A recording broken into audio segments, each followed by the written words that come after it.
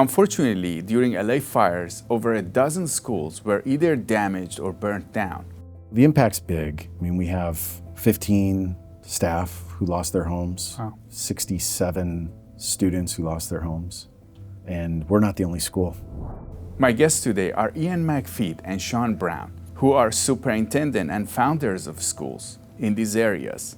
Unfortunately, they lost their schools and their homes. Today, they're here to tell us what their experience was like and how they've been able to operate these schools.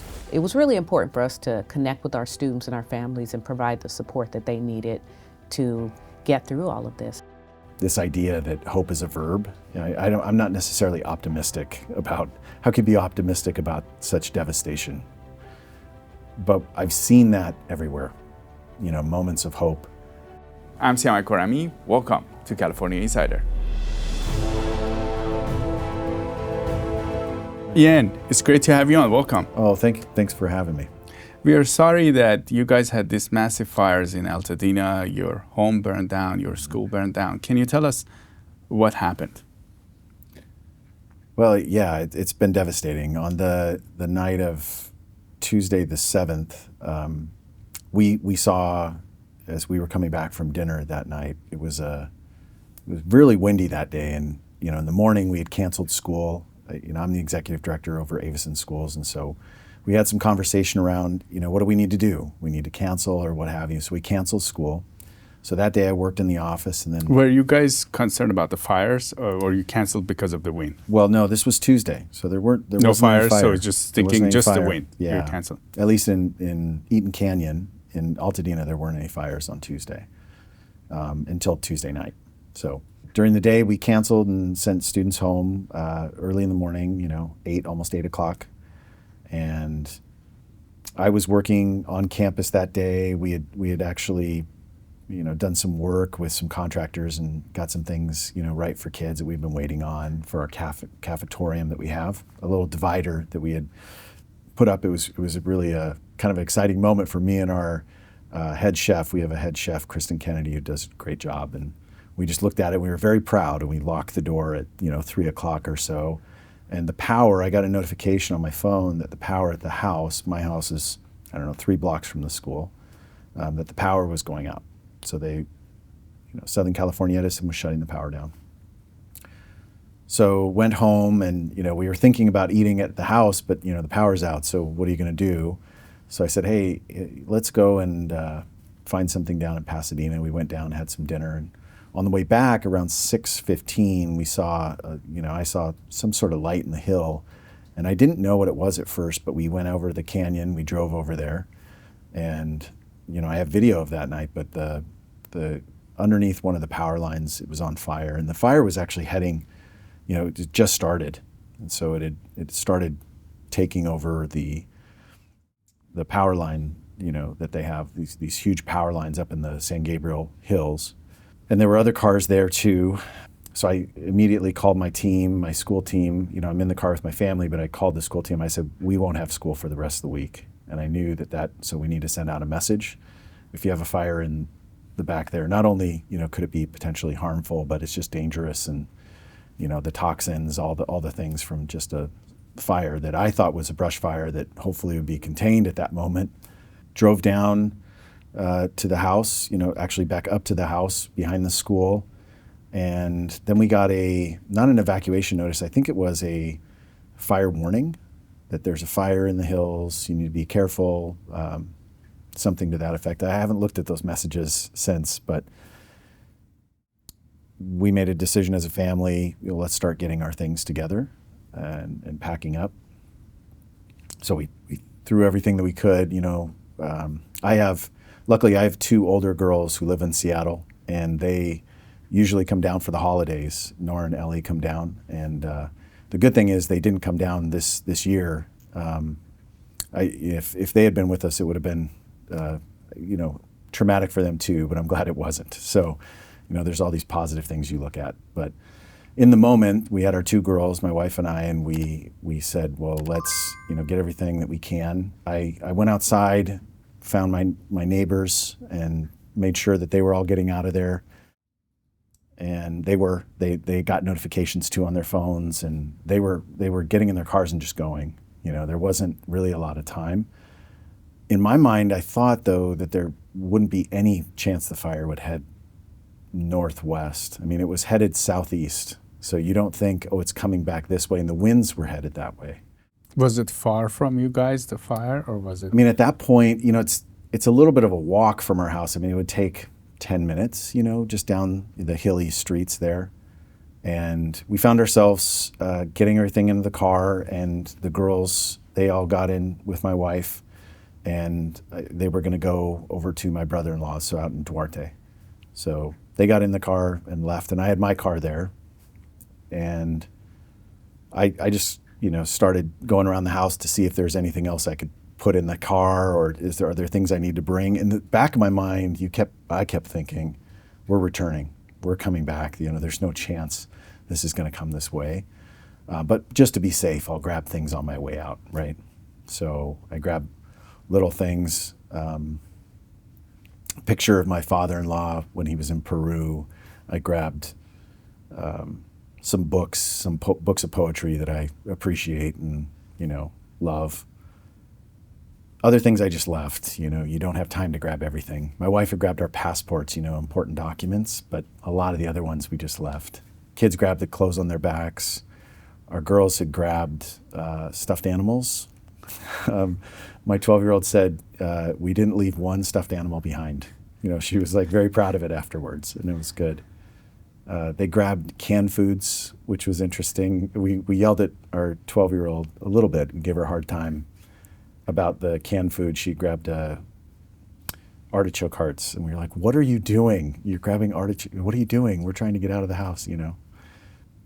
We found ourselves, they had already gone, headed east, and by that time, the sky started kind of turning a red color, so it really, you know, really started to worry me. When I got in the car and started heading down, the winds were still strong.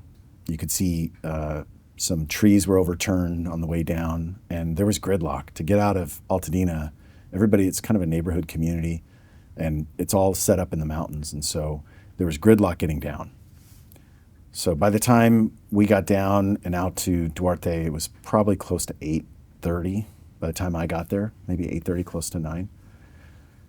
And then it was, you know, we sat watching, you know, news reports or Twitter or, you know, folks who are sending messages from the school community pretty much all night. Around 2 a.m., I got messages that there was something wrong with the school, that there were, you know, reports that there was a fire. I got a text that showed one of our school buses on fire, and that was just such a moment for me that I thought could not exist. There's no way the fire traveled that direction. The winds, by the way, I have to say this, were completely unnatural. We've never had winds like that. We've lived in Altadena for 12 years, and my wife lived in Pasadena for most of her life. The winds, you know, pick up, right? And you have these Santa Ana winds, but they're never 75 miles an hour or 85, 95 mile an hour gusts. They're just never that bad. Anyway, so I started looking at those messages, and you know, I didn't really sleep much that night. At around 5 a.m., a friend of mine, a colleague who works at the school as well, he lives on the other side of Altadena, and he called and he said, we're being evacuated. And I could not wrap my mind around that. He's 2 miles from the school. You know, it's at the other end of Altadena Drive. He's way on the other end. He's way west. And that's where the other school is too. I started like thinking about So you have these two things. campuses, right? We have 2 campuses, yeah. And you have 500 students there. Approximately 500. So, you know, then, you know, getting messages and, you know, from that time till, you know, the girls wake up, and I had to go back. And so I told my wife, we got to go back. You can come or you can stay, you know. And so we went in each of us in a car, which was, I don't know why. Separate cars. Separate cars. Separate cars we drove, and we went to the school, and we saw the school, and it was just devastated. The elementary school was just mostly gone. This was the one that was close to your house? Close to the house, yeah. And it was, you know, there were parts that were still smoldering, And the office actually, I think, was still intact when we drove by. That was Wednesday morning. There was some smoke on the back end of it, and I thought, oh, that's just going to go out. But the majority of it was gone. I mean, I walked it. I had folks in the community saying these are the things that happened, and I needed to let our community know exactly what was going on. I didn't want them to be up in the air about the news. You wanted to tell them that this is I wanted to let them know here are the facts, because I've seen them with my own eyes. It's not somebody else telling me this. So from there we went to the house because it was a couple blocks away, and we saw one of our neighbors there who he was just stunned looking at his house, and his house was completely flat and burned down. And I didn't really stop because our house is at the top of that hill. We have a small little home. And so I said, I'll come back. And we drove up. And, I have a 1984 Vanagon that I work on. It's a little rough. It's got, the paint job needs to be worked on. And the week before, I'd taken the pop top off of it. If you know about Vanagons, they have these pop tops and it's like a camper kind of thing. And I'd been painting, and I was so proud of myself. I'd painted it, and lowest level of work really for me. I don't know how to do all the other things. That was in the yard, and it was completely melted. But the rest of the Vanagon was there. We pull up to the house next to it, and we look at the house, and my wife said, "Unbelievable." She doesn't really care for the Vanagon because it's not in the greatest shape. She said, "The Vanagon is untouched, but the house is gone." She couldn't believe it. And it really was gone. There wasn't anything left of it. I then went up to my neighbors just to check. They're kind of above us. Their house is above ours, and I wanted to at least get some video of that. So I went up there. It's kind of a long driveway, and I looked briefly. I mean, things were still burning, at that time too. Across the divide, there's like a culvert where water comes down when there's heavy rains. And then on the other side of that, Stonehill Drive, which is there are homes over there. And I could see at that point that one of our neighbors' homes was just starting on fire. And there weren't, at that time, maybe they were probably saving lives, but we didn't see any fire response there. So that was difficult, and then to see their home on fire there behind ours, I mean, the flames were just enormous. They were, and it just didn't feel safe. So we took as much video as I could in 20 seconds, and I said, well, we need to get back down the mountain. I should report that I went around the roadblocks, but it wasn't too hard to do. There were police that had barricaded kind of the main arteries up there. But mostly it was open. Side roads mostly it was you could get by. So I found myself coming down the mountain, and I told my wife, just go home. Home is not there. I mean, just go out to Duarte to your brother's, and I'll meet you back there. And I drove down Altadena Drive, and there were homes burning actively. They were either just starting on fire, or they had been on fire for maybe 20, 30 minutes. It was an active fire. And I made my way to Lake Avenue, and that's a main business artery. And there were homes, businesses there, churches had burned down, the schools there had burned. And I tried to get across Lake Avenue, past the Rite Aid, and got onto Altadena Drive by, just kind of right where the library is, And the smoke was so bad that I didn't feel safe driving on that road. So I turned around and found my way back down and around to get west. So I did that, and I made my way to the other school, and I could see same devastation everywhere. All around the other campus, the homes were gone and burned down. The campus itself, it had sustained damage, but it was standing. The outside outbuildings were burned down. And then, all the while, I was calling one of my colleagues, because he had asked me, well, can you go check on my house? And so I went up to his house, and his house had just started on fire. and it was really hard to watch because I felt helpless. I mean, the heat was so intense, and you feel like, well, if I had a fire hose, maybe I could do it, but I'm not trained. I don't know any of those things, and those first responders do a great job. But yeah, I took video of it because I wanted him to see it so that, he knew it was true. And then I made my way back and back down Lake Avenue. I don't know why I traveled back down to Lake and saw some of the devastation there. And there were businesses just lighting on fire all over.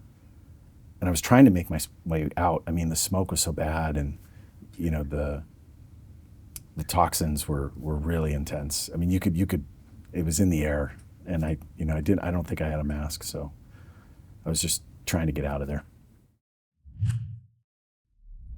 Our sponsor today is Shenyun. There's been some negative press on Shenyun recently. Shenyun's mission is to revive ancient and traditional Chinese culture.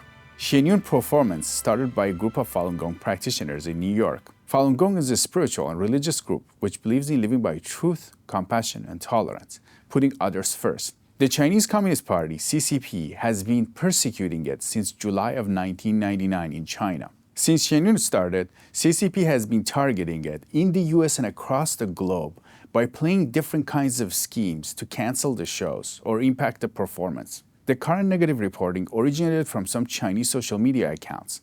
And we know that CCP is given a new directive to go after Shenyun and Falun Gong in the US by turning the public opinion against them.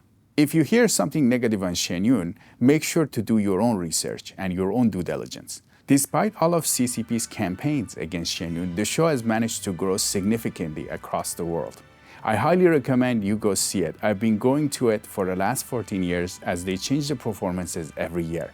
They're coming back to California. Make sure you go see it.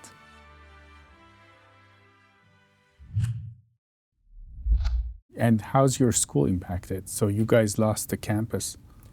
Well, the impact's big. I mean, we have 15 staff who lost their homes. Wow.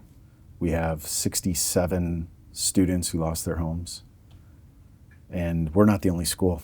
We have 3 charter schools in the area, Aveson, Odyssey, and Rosebud Academy. And they lost a lot. Those families lost a lot. So the impact of the community was massive, and it is massive, and it continues. The piece right now for us has been finding moments of light, finding moments of hope, right? This idea that hope is a verb. I'm not necessarily optimistic about, how can you be optimistic about such devastation? But I've seen that everywhere, moments of hope where you see our community being active. We have a community organization called the ACO, and their mobilization, beautiful. Beautiful. And there's hope in that. And there's hope in people showing up for one another and doing food drives and going out to people's homes and asking what they need and providing it for them. The list goes on. I'm actually not doing it justice here. It's a beautiful thing to watch. Can you tell us some of the things that you have seen? I've seen families giving money to other families, just saying, we didn't lose our home. How can I help you? And just giving folks money. I've seen families making meals, small gestures too. Families, for instance, our children, we have close friends, and those friends have taken our children for a day so that we can try to figure out home things. Those are beautiful, beautiful things in a community. We have parent liaisons who are working directly with impacted families, and it's things like, our daughter doesn't have a writing pad, like she loves to draw, and so somebody will just bring that, and that's just at your doorstep. That sort of beauty. Where do you guys go from here? From a school perspective, we want to be back in the Altadena area. We want to be back stronger than we were before. It's just going to take us some time. So we need a space so we can heal. So the current update is that our middle school, high school, we've procured a space, and that's wonderful. And we're going to be beginning Friday, students for middle school and high school can come back on campus and begin that healing process together in community. So you already found space that's going to be a campus for your kids to come back, middle school. For middle school, high school. For elementary, we would like them all to be on the same campus. And I've asked Pasadena Unified, who's the authorizer, if we could do that. That's a real priority for us, is to have our entire school community, both schools together on one campus. We're still waiting to find space for our elementary kids. So it's approximately 300 kids. And really, I think our community has stepped up for one another in supporting play dates and all those things that, excursions and food drives and clothing drives. But now we need a space so parents can get a break. It's a lot. And those folks are still doing that work, and they're still showing up for one another, and they're still committed to it, and they're committed to our school community. We lost buildings, but we have not lost our school. So that's our focus, is how do we get another building for temporary so that we can come back together. Is that doable? Is that easy? It's not easy. It's not easy. It's doable. It just takes a little bit of time. Can you tell us in this process how it's been on you? Because you had the responsibility for the school, and then you had the responsibility for yourself, your family. Yeah. I will not take any credit for the family dynamic. My wife has shouldered all of it. I try to help out. My rule right now is to try to do one thing for the home every day. If that's, I don't know what that looks like. It could be calling FEMA, or it could be calling the insurance, or, helping out with whatever I can. But my wife has carried that burden, and she's done that. It's interesting. Our girls are homeschooled. Aveson has a hybrid program for homeschoolers. So the girls come on campus 2 days a week, Tuesday, Wednesday. And then the rest of the time they're homeschooled. So we lost our home, but it was also the place where my wife taught our children, and really the center of our home, because my wife, she's a culinary expert too. She makes great food, great Peruvian food. It's at some point when we're back on our feet, she should make you some food, and it's really, really good tasting food, and healthy. It's the center of our world. Our kitchen was the center of our world because, she made these very healthy meals and really nursing our whole family back to health whenever we're sick. So that was a very central thing for us. So anyway, whatever we build back or however we do that, the kitchen is going to be the center of it. Hopefully again soon. Yeah, but then we could make, I say I don't have anything to do with the food. And my wife's going to say, will you sign me up for another thing to make, now there's all this pressure, but I have not done, there's a lot of work for me to do in that area. But on the school side, you've been working on this, right? How has it been working on that? Well, it's a lot. Finding a space has been really difficult. We've had some community members step up and organizations step up. We're hearing from folks as far away as, internationally. We're hearing from people. We're hearing from people across the United States. That want to help you? They want to help the school. They want to help the organization. They can help at our ACO, Aveson Community Organization website. You can find it, Google it. There's only one. And you can help individual families. You can help families affected by the fires. You can help just the school. There's a school fund that we have, and you can do that. So that's been a whole part that we didn't anticipate. So people came to help. And just the beauty of that. You see light in that. And that's been our focus on that area of it. Finding a space has been difficult for our elementary kids. And we want that like yesterday. And it has to be close by, right? It has to be in that area. We're looking at all sorts of options. We're looking at options outside of Pasadena, other places, but it's not exactly clear. We have some options, and we're really engaged in those and looking at those with a lot of specificity. Yeah. Are you able to operate financially? You guys are okay? Do you have funding? How does all that work? So we don't own that space. I mean, if you ask me, well, how are we doing? I mean, charters always struggle for resources. They get money from the state, but not at the same clip that district schools do. So we're always struggling that way. We do, I like to think we pinch pennies and we figure out how to, we're efficient with what we have. But that's always a concern. And so we do have some insurance money that's going to help us get settled. For the loss of things, For right? the loss, there's Like equipment. really a loss of items like supplies. That's part of it, but it's also just a loss of a place to be with your school. And so getting you settled, but that's limited. Hopefully when this doesn't become a distant memory for folks and they realize schools like ours, like the other charter schools in the area, need their support. And how can people support you guys? Well, you can go to our website.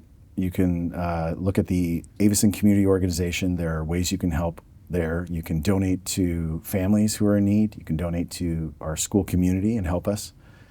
You can reach out and ask how you can help. Maybe you have resources that aren't monetary, and maybe there's something that you've thought of that aligns with our school values and that you can give back in that specific way.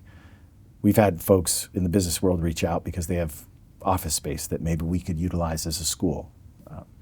I think anything that you can do to help support our families is going to be and especially our teachers. We call our teachers advisors. So anything you can do to help our advisors and our other staff who are impacted by the fire is always helpful. And our ACO is the best way to do that. That's our vehicle right now. That's what we've set up. Now, in terms of help, because you have been impacted yourself as well, what do you guys need? Sometimes people don't know what they need. I think there's a beautiful classroom in Freedom Academy in Phoenix, Arizona, who reached out and they said, we just want to adopt your school and we want to send letters of support. Sometimes it's simply that, right? It doesn't need to be other things. I had professors in the area reach out with mental help support for our students who are impacted. I've had colleagues reach out with lesson ideas on how we can, when kids come back to school, which is very soon, this week, for our middle school, high school, how can we actually engage them in lessons that help them deal with this tragedy? And then also look at the systemic causes of these things, right? It's enough to say these things happen, but they are not natural. I don't believe there's anything natural about wildfires like this. There's nothing natural about it.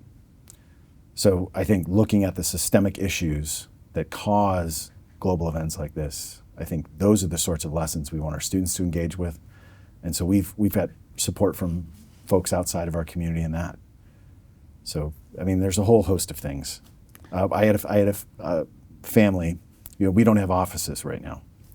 A family had an office space in Pasadena and he said, hey, I'd like to offer this up for you. And so now we're working out of his office until we can find an office space. You're sitting together and you're working together, yeah. He actually said, well, I can work from home. You guys can use this space.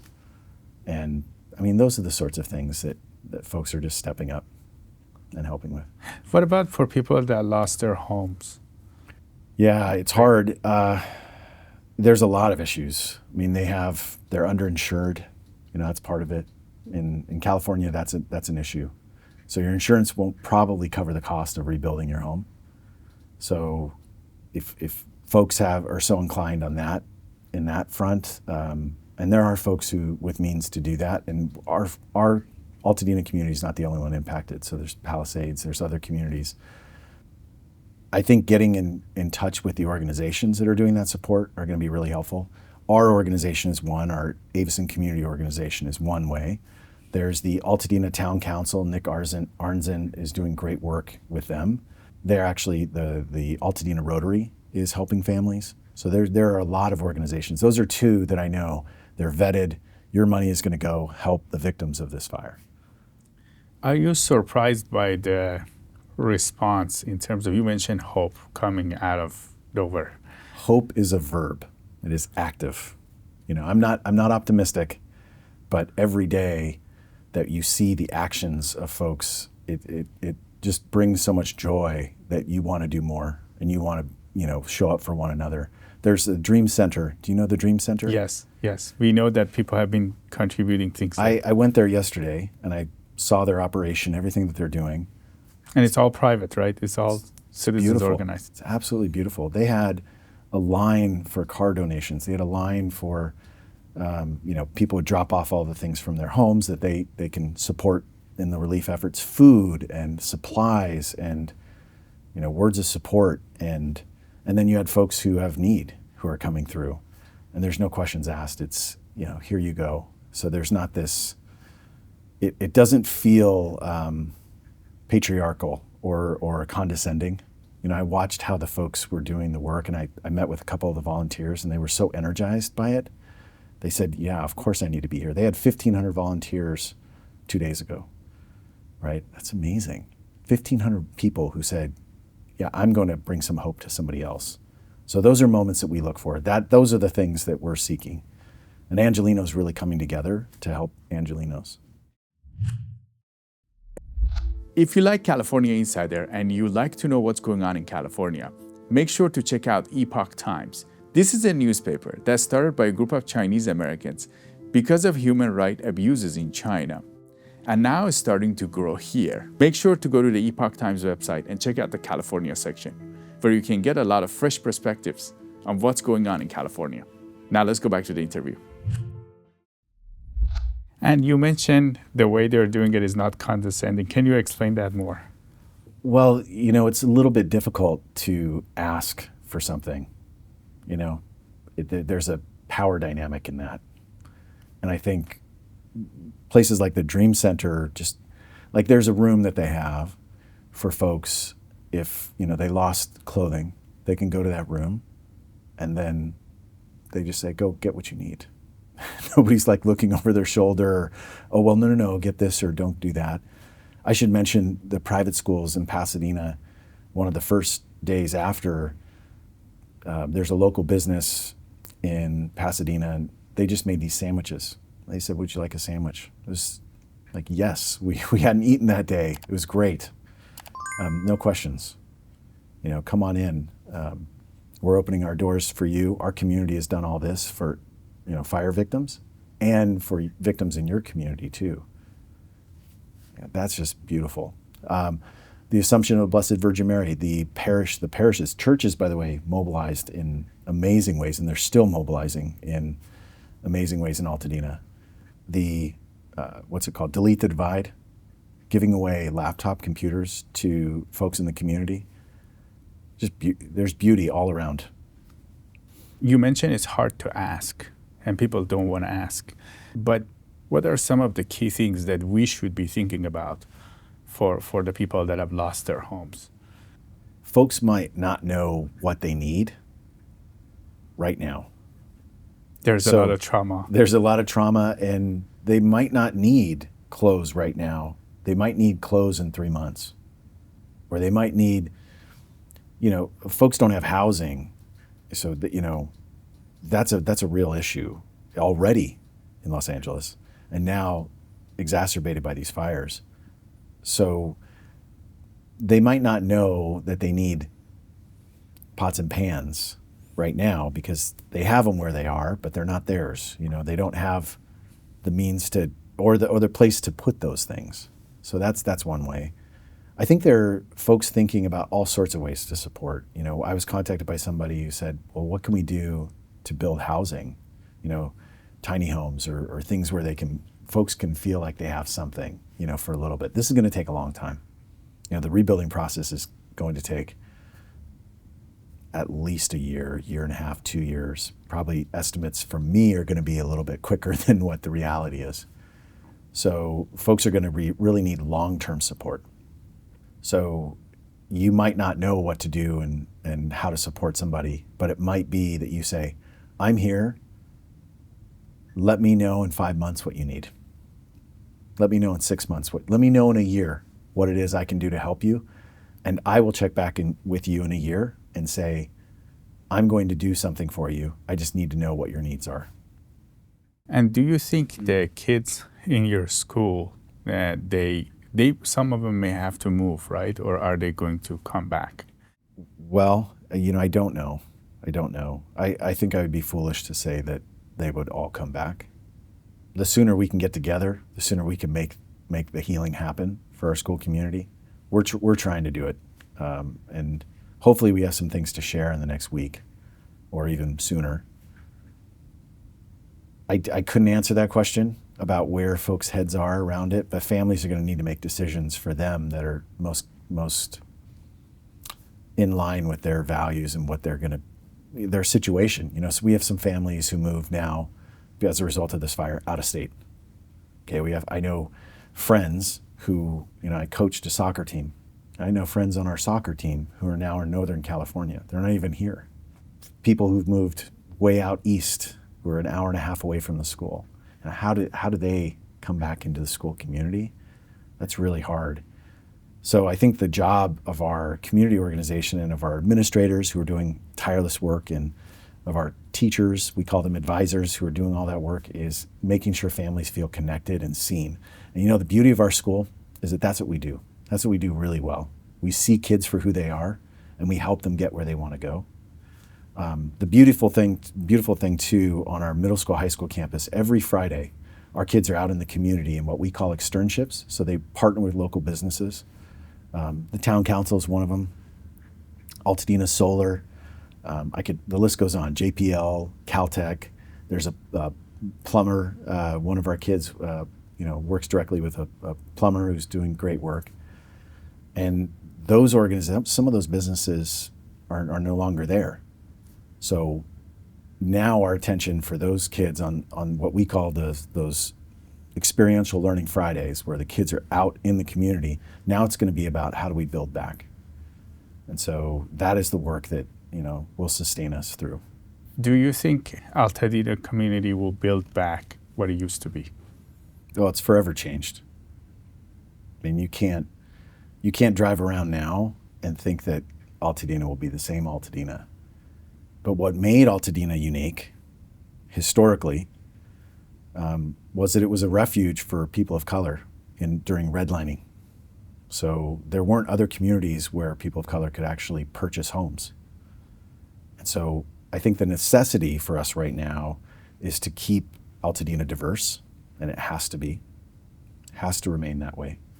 That is a core, not only value of mine, but I think of the Altadena community. To keep it distinct, Altadena has always had this relationship with Pasadena in particular, where it wanted to be its own entity.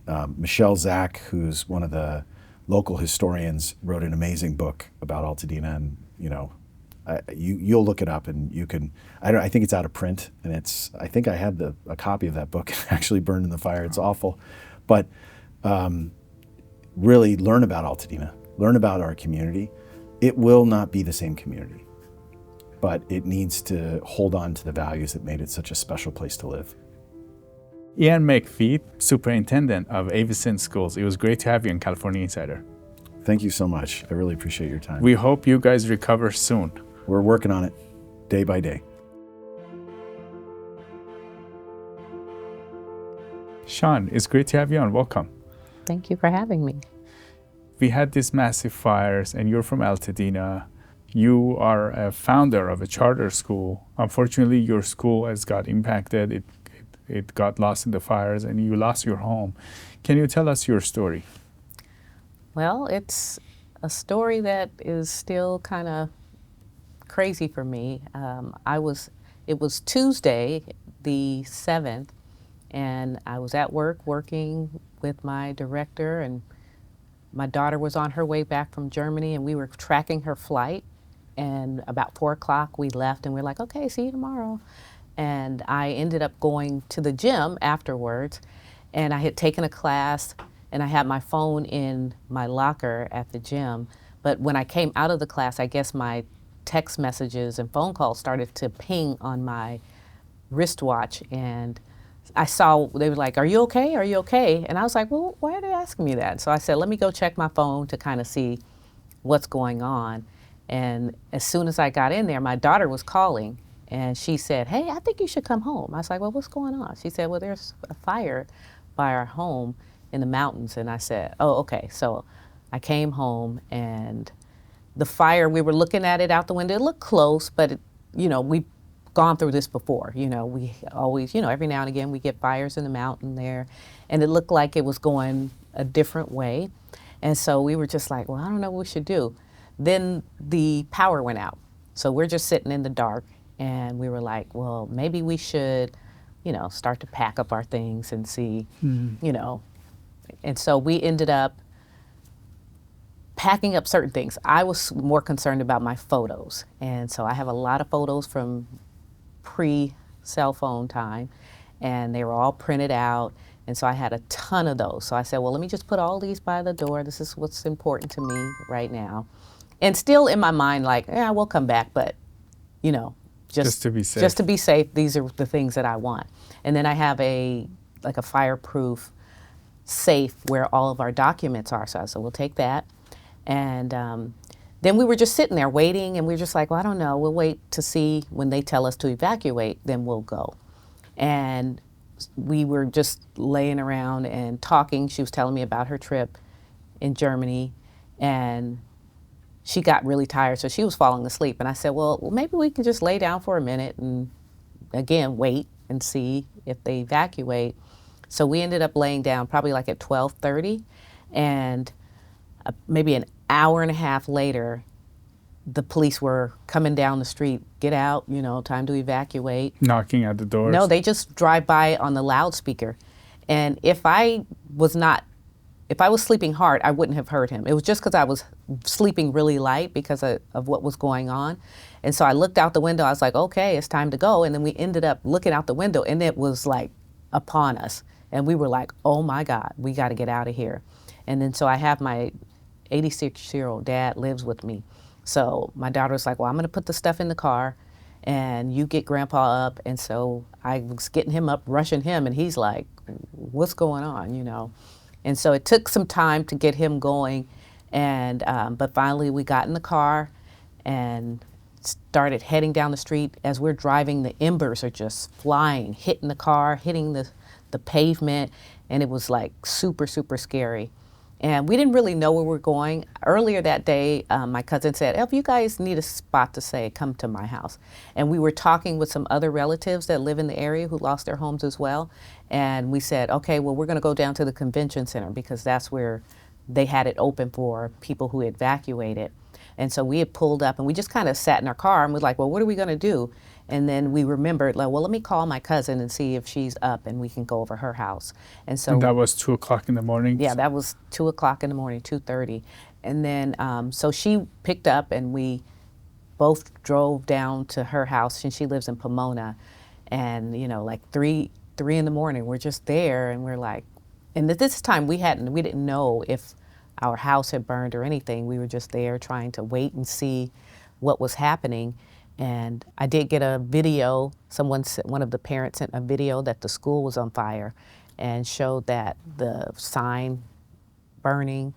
And so we were like, oh my gosh, so that's gone. Then it was like, well, hopefully, we still had hope that our home would still be there. And then I had one of my relatives went back up to their home, and they drove by our street, and we were saying, well, what's up with our home? And she was like, well, I didn't go up there, but there's nothing there. I looked up the street, all the homes are gone. So, I'm just assuming that your house is gone as well. And then at 1:30, my daughter and I drove up there just to kind of see, and we were able to get up there, and, the house was little fires. It was still smoking. And we just kind of looked, and, we didn't touch anything, but we just took pictures and just kind of were in disbelief about what had happened. And but it was very dangerous going up there as well. On our drive up there, it was, phone lines were down, fires were still everywhere, and it was dangerous. But we were determined to kind of get up there and see our home to verify that it did not survive the destruction. What was it like when you saw those photos, or that the school's burning in your house? I think I was in shock. I don't even really know. I don't know how I processed it, but it was just weird. And I kept holding on to the thing. Well, at least I got my photos. And then you kind of start thinking about the other little things that you should have picked up, and I was thinking about how if the power was on, I would have been able to see more, and I could have been a little more thoughtful in the things that I took out. But it was just, we were like, it's gone. And, you know, I feel like we just accepted it, you know, that everything was gone. Was this the house you grew up in, or was it? No, but that house burned too. My mom lives around the corner. Her home burned as well. And that was the house I grew up in.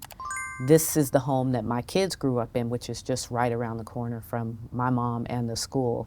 So this was home, and my mom's home is gone, and it's just a lot of people that I know, their homes are gone, neighbors. So it's impacted a lot of us, and because everybody is in this experience, it's really hard to, you know, we feel bad for each other, but we feel bad for ourselves. You know, so it's kind of like this weird thing when somebody is going through the same experience as you know, how to console somebody that needs consoling and you need consoling, and, you know, so it was like a weird feeling and experience when you're talking to other people who are sharing the exact same destruction and devastation. So a lot of your community members are going through the same thing. Yes. In terms of your school, what was it like dealing with the school side? You had to shut down the school, and you. Yeah, we had to put out messages. We immediately went into, we got to find a new location for our students. And we know that there were a lot of families that were impacted. So our goal was to really support our families and head into the mode of finding a location. And so I didn't even really have time to think about what I'm going to do with my situation, because I had, you know, a lot of other people who were counting on us to help them. And so we went into action to make sure we connected with families to find out where everybody was, who was impacted, and just to kind of do some welfare checks. We ended up at the end of the week, this happened on Wednesday, early morning. Friday, we found a church that allowed us to have a meeting with all of our parents and kids, whoever could make it, just to connect and build that community with them.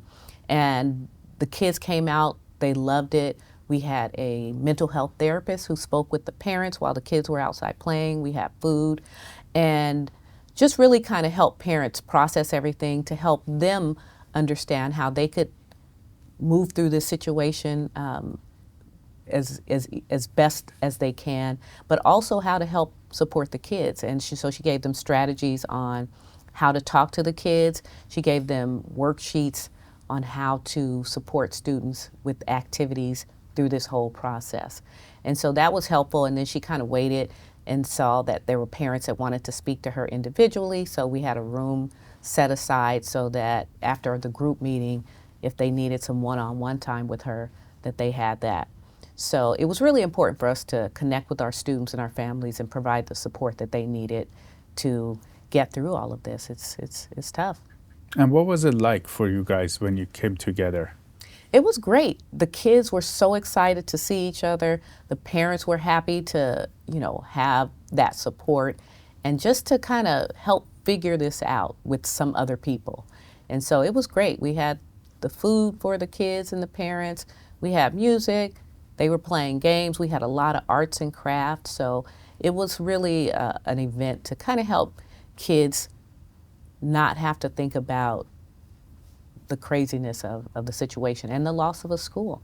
We had kids who lost their home and they lost their school, and those are their two worlds. And so for them to understand that was important for us to help them know that, you know, the school's gone, but we're not gone, and you still have us, and that was important to them. So that sense of community Yes. is still there, Yes. even though you may have materially lost. Correct, yes. And now you put a lot of effort into building this school. Can you tell us more about it? So we started in 2007, so this is our 18th year of operation. You know, the school was important to me because I started that because I really wanted to make a difference in students' lives, because I started off as a teacher and in middle school, and I knew that there were a lot of kids that came to me who were reading 2 and 3 years below grade level, and I knew that these students didn't have any. So they couldn't read. Well, they were reading low, for a middle school Okay. person, and they could barely write a paragraph. And I could see that these students didn't have any disability or any learning disability, but I knew that there were gaps in their education along the way. And I knew that I couldn't affect change in larger school districts, so I wanted to set out on my own to do something about it. And I thought about the charter option, and so I was able to put that in motion and create the school. And we're a high-performing school. We're serving Black and brown students. We're closing the achievement gap, and we really want to set our kids up for success long-term. When they leave us as 8th graders, we want to make sure that they're confident, that they're strong academically. One of the things is, for all kids, you have to believe in them. You have to believe that all students can learn, and you have to believe that they can learn at a high level. But you also have to have standards, high standards for students, and then you have to create that accountability. If you don't have that accountability piece, the high standards don't even exist. And so those 3 things are really key in supporting the academic achievement of Black and brown students. Did you see that you could do that yourself? Did you achieve that in your class? Yes, I did see that I could achieve that. And even through the school, that was the goal, was to catch them at an early age. And that's why we have the elementary school that goes into middle school. And so if you give them a really strong foundation at an early age, then they really sail.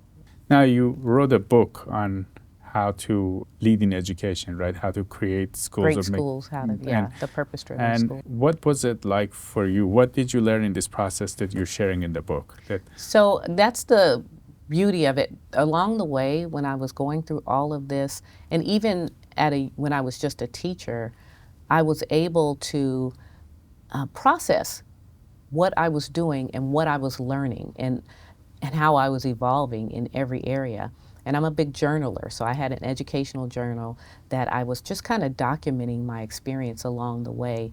And so I was able to become self-aware and create that personal growth that I needed to evolve as an educational leader. And along the way, I was able to, keep in mind who I am and what processes I've been going through along the way, and then kind of put it all in a book. Purpose-driven schools, right? What is a formula for a successful purpose-driven school? Yeah, well, big thing is vision, and making sure that that's the first thing, and making sure that everybody on your team is moving in the same direction. And every decision you make has to be geared towards that vision. I think a lot of times when schools are not operating effectively, it's they don't have a vision, and everybody's on, you have all these people there and everybody's got their own vision. And so everybody's all over the place. And so things have to be brought back to that core vision so that people are moving in the same direction and not working against the ultimate goal. You have to have great leadership. You have to have a great team, dream team. That's one of my chapters.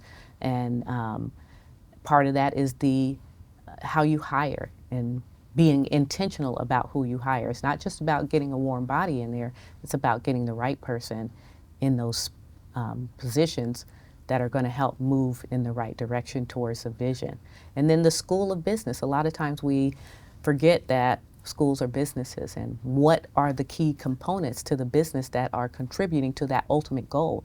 We forget about, how the custodial and the operations of the school are a huge part of the work that everybody's doing. They may not be in the classroom, but their work is extremely important, and they have to know that vision and be working towards that vision as well.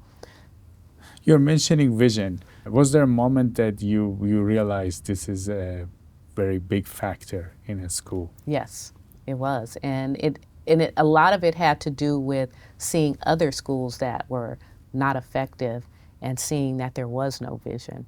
Could you give us examples of what it will look like if there's no vision versus there's vision? Yeah, so if there's no vision, you're going to have a bunch of people working in isolation. Everybody's going to have their own vision, and they're going to be working their own individual plan. but it does not lead to the bigger goal. And you can have all these different people.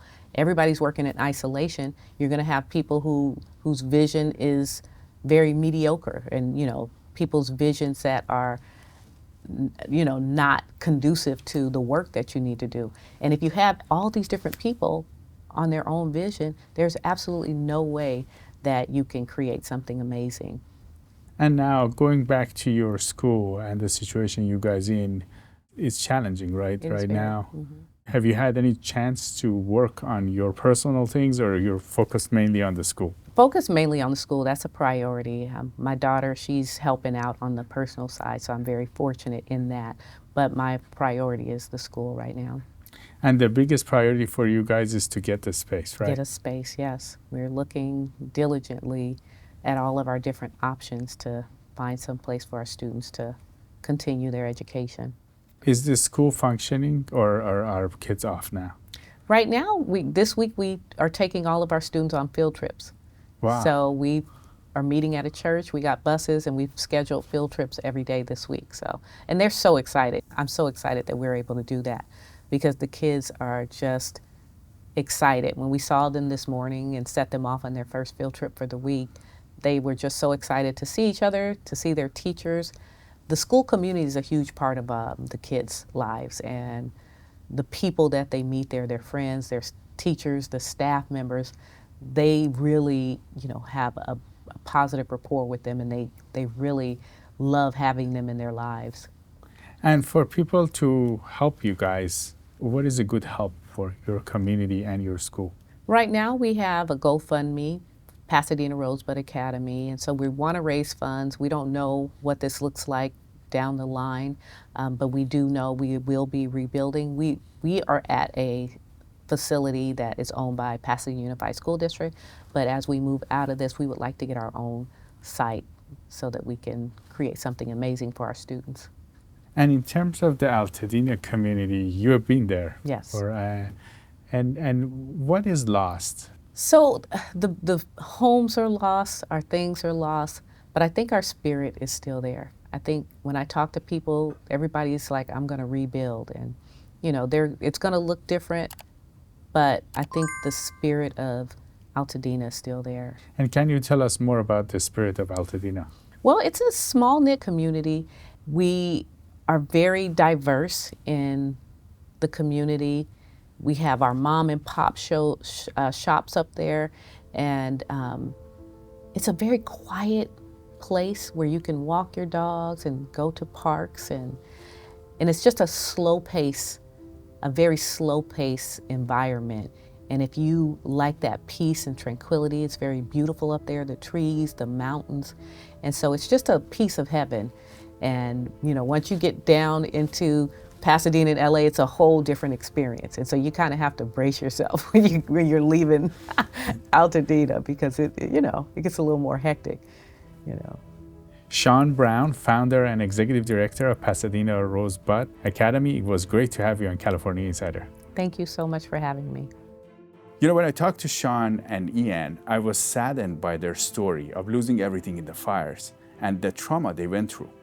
But then I was inspired by the fact that they have been really caring about their schools, and they've been thinking about rebuilding really fast so that the kids don't get impacted. Let us know what you think. You can always reach out to me at cmac@californiainsider.com or comment. We always read all of your comments and emails. We'll see you next time.